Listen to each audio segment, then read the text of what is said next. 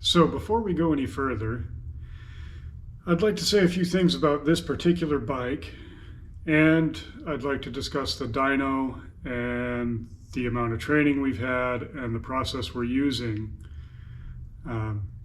So first of all, we're a very small shop. It's independently owned. It's a mom and pop shop, and we're also a leather and patch shop. And the state of the economy is such that the shop doesn't have a ton of funding on hand. So the dyno we have is a little older. It's actually probably a lot older. We bought it used. I say we, but I mean the shop. I'm just an employee. So some of the software is a little out of date, and the shop was not able to afford to get us actual formal training. We've had some training from a local guy who has his own dyno and knows what he's doing and has had a lot of formal training. So we have a pretty good idea what we're doing, but we're not, formally trained, and we don't have the training and experience to like straight up make a tune for ourselves. So what we do is we get a bass tune from DynoJet, because we're using a DynoJet tuner and a DynoJet dyno, and we're putting the tuner into auto tune with the wideband kit for tuning, and we're basically running the bike on the dyno and applying resistance to the dyno and letting the auto tune basically tweak its own tune and then uploading that into the bike. So if we were more experienced, which we will be with time, then we'd maybe be able to do a little bit better, but this thing does a pretty good job. And this is like the guy's daily rider, so we don't need it to be, a race bike or a drag bike. We're just trying to make a little bit better power and a nice smooth torque and horsepower curve, and just kind of make it a rideable daily, but still get, a safe tune out of it that's going to give him more power but still be usable. The customer is kind of a cheap ass, and there's other things wrong with the bike, like the clutch switch is broken, but he didn't want to address that.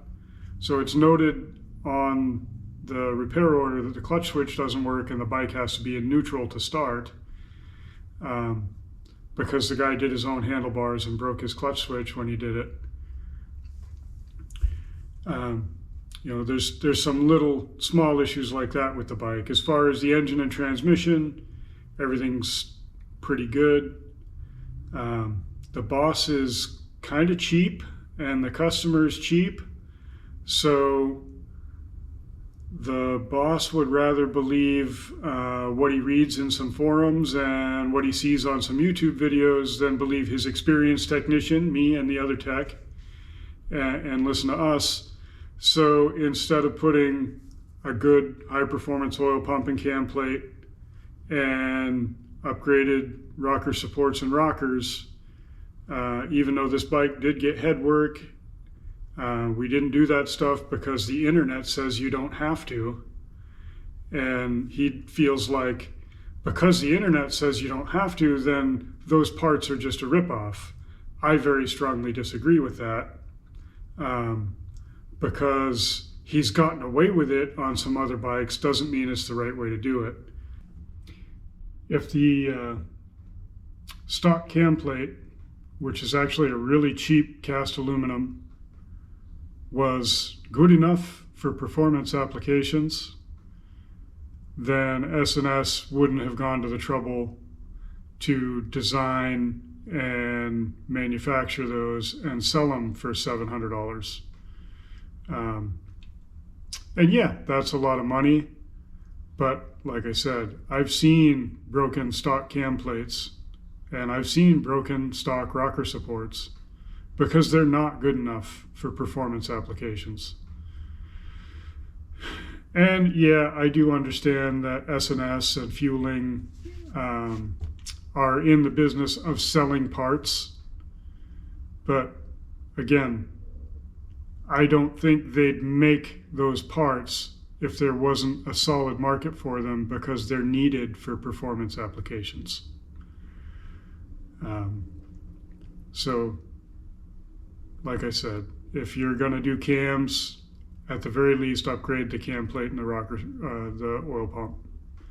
And if you're going to do a fairly big cam, you should be putting rocker supports and forged roller rockers into, which we did not do on this bike because the boss feels like he's just ripping off the customer by selling them parts they don't need. And I feel like the simple fact of the matter is performance is expensive. And if you want to do it right, you need to spend the money to do it right and get the good parts. So he and I are never going to see eye to eye on that until shit starts breaking. And I guess I don't know what to say. He's cheap. But I digress. What we did with the tune on this was essentially simulate riding it on the road by riding it on the dyno and applying different resistance to the dyno, and put it in auto tune so that it would make the best tune for us that it could, the tuning machine. And the customer is very happy with the bike. The bike's been delivered. He has it. He's happy.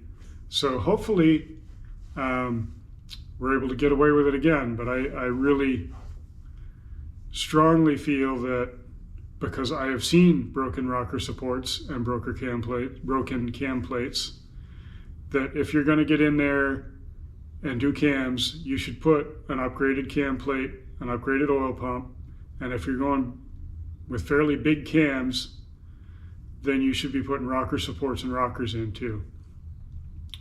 Anything, in my opinion, if you're going to go any bigger than like a 475 cam, you really need a cam plate and rocker supports. And anytime you get in there and do cams, you should really be putting the upgraded oil pump in, because you get much better scavenge, which eliminates any kind of sumping issues you might have, and you get a lot better, a lot more flow of your engine oil, so you get good volume of oil to all your parts and better lubrication. But again, that's my opinion, and it is somewhat based on experience, but what you can get away with and what you should do aren't necessarily the same thing. And what you can get away with, maybe you won't always get away with it. That's why upgraded parts. So anyway, let's get back to the video. All right, here it is. That's a 2012 Streetglide with the twin cam 103 that I did cams and heads on. We dyno tuned it this morning, so now I'm going to run it around the block and see how it goes on the real road. And in the morning, we'll call the customer and he can come get it.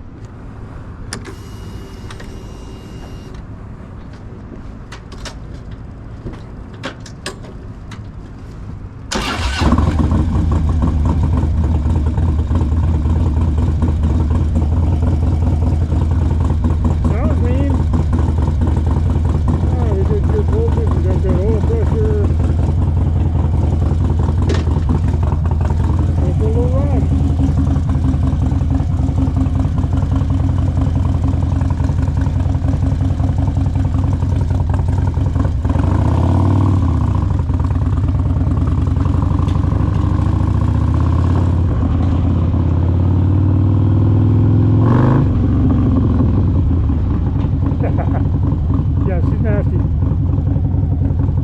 She's making 114 foot-pounds of torque and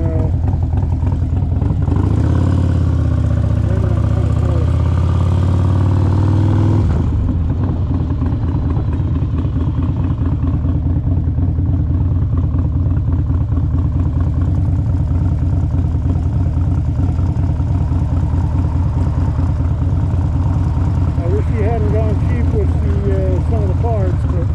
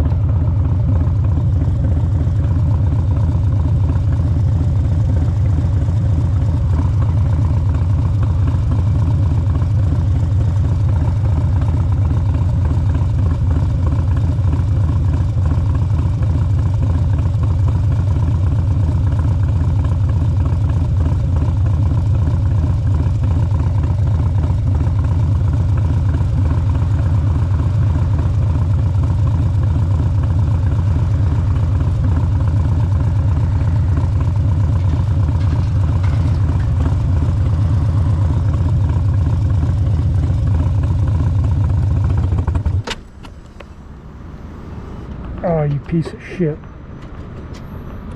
The clutch switch is fucked up on this thing. So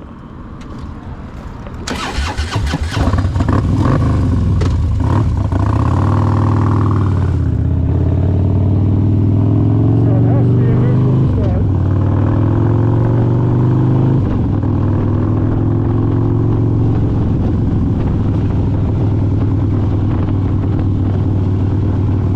It doesn't have the torque at the bottom at low RPM that it would have with different cams.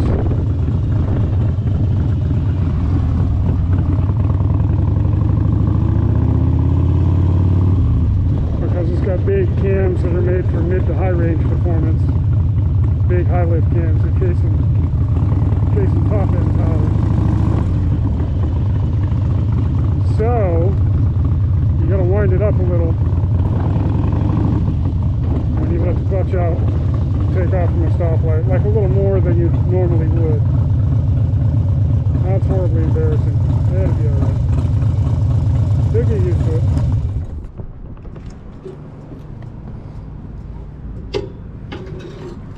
Anyway, there it is. That's how she runs. Runs good. Glad it's going away.